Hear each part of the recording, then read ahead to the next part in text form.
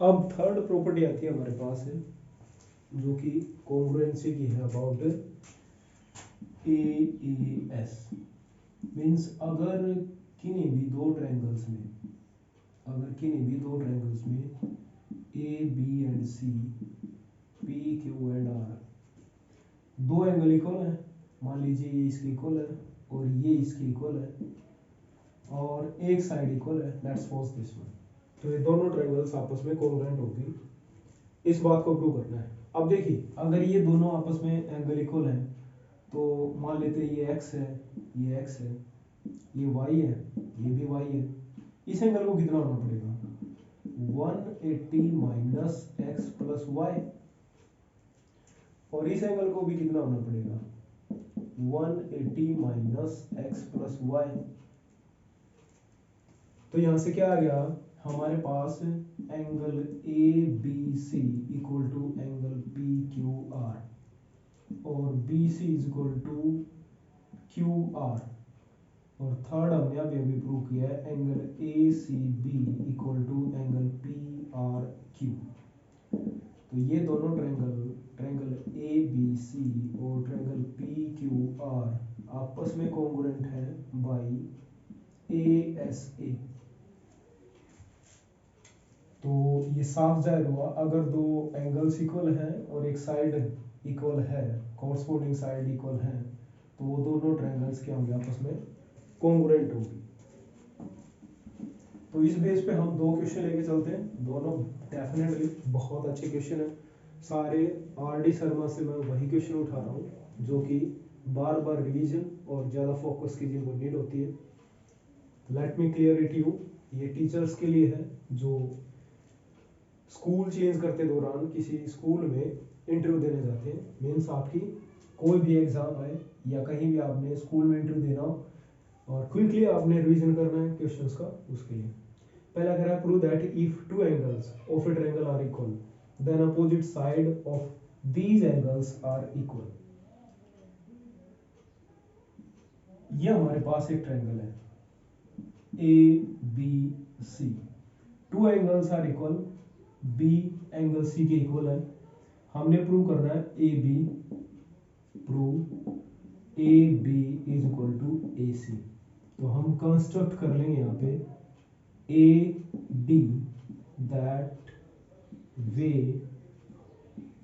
In that way हमारे पास B D equal आ जाए D C के। या फिर आप इसका भी यूज कर सकते हैं, एंगल ए को बाइसेक्ट करते हुए हमारे पास एक साइड आ जाए, क्योंकि इससे हम एंगल और साइड की प्रॉपर्टी लगा सकते हैं। यानी इस एंगल को एक लाइन ऐसी ड्रॉ कीजिए जो बाइसेक्ट करती हो, ये एंगल इसके इक्वल हो जाए। Construct A P show that angle BAP equal to angle CAP. So definitely we are going to take triangle APB and triangle APC. From here let's say this is X और these are Y, और ये हो गया हमारे पास, यानी angle, अब इसको लिखना क्या है, या लिख दूं angle ABP is equal to angle ACP, that is given. Angle BAP is equal to angle CAP by construction, and AP is equal to AP, that is common. So in that way I can say ये दोनों triangle आपस में congruent होगी by angle side. तो यहां से हमारे पास निकल गया कि ए बी क्या है, ए सी के इक्वल है, because that is C P C T. अब आइए उस क्वेश्चन पे, आइसोसेलेस ट्रायंगल पे अगर एल्टीट्यूड डालते हैं किसी वर्टेक्स जो कि कॉमन साइड का वर्टेक्स है, तो बाइसेक्ट करेगा। यानी हमने पहले एक आइसोसेलेस ट्रायंगल लेनी है ए बी सी, मान लीजिए, तो गिवन में हम कह देंगे आइसोसेलेस है, तो ए बी किसके इक्वल है, ए सी के इक्वल है।